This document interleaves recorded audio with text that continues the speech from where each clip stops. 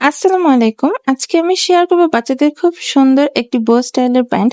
আর এটা বানানোর জন্য আমি আগেই নিচের দিকে ৩ ইঞ্চি লম্বা আর ২ ইঞ্চি পাশে একটি ভি শেপ করে ফাঁকা গলার মতো ডিজাইন বানিয়ে নিয়েছি। আর এখন পট্টি লাগিয়ে নিচ্ছি।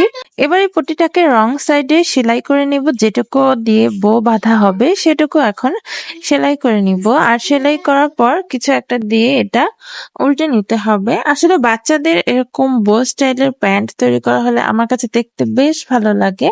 আর এটা তেমন কোনো কঠিন না, মোটামুটি সহজই। তো এখন আমি এটাকে উল্টে নেব একটু স্ক্রু ড্রাইভারের সাহায্যে। আর এরপর এটার উপর দিয়ে একটা চাপ সেলাই দিয়ে দেব। আর যেটুকু খোলা আছে সেটুকুকে সুন্দর করে মুড়িয়ে তারপর সেলাই করে নেব। আর এবার হচ্ছে সবচেয়ে ডিফিকাল্ট পার্ট, যেটা হচ্ছে বো বাঁধা। এটা আমি একদমই আগে বাঁধতে পারতাম না। তারপর ইউটিউব থেকে এটা শিখে নিয়েও আমার অনেক কষ্ট হচ্ছিল এটা বাঁধতে। তারপর কোনো মতো আমি এটাকে বেঁধে নিয়েছি। তারপর মোটামুটি ভালোই হয়েছে।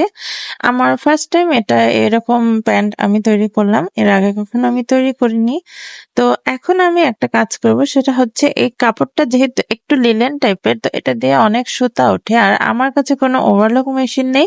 এজন্য আমি ফার্স্টে যেটা রাইট সাইড মানে আমরা সিধা পার্ট বলি, সেখানে আমি চিকন করে একটা সেলাই দিয়ে তারপর এটাকে উল্টো করে নিয়ে তারপর আবার আরেকটা সেলাই দিয়ে দিব। এতে করে আমার এই যে উল্টা সাইডে কোনো প্রকার সুতা আর উঠবে না। আর কি ওভারলকের কাজটা হয়ে গেল। প্যান্টটা বানানো শেষ, দেখতে ভালোই হয়েছে। যারা টুকটাক সেলাই কাজ পারেন অবশ্যই ট্রাই করে দেখবেন বাচ্চাদের জন্য।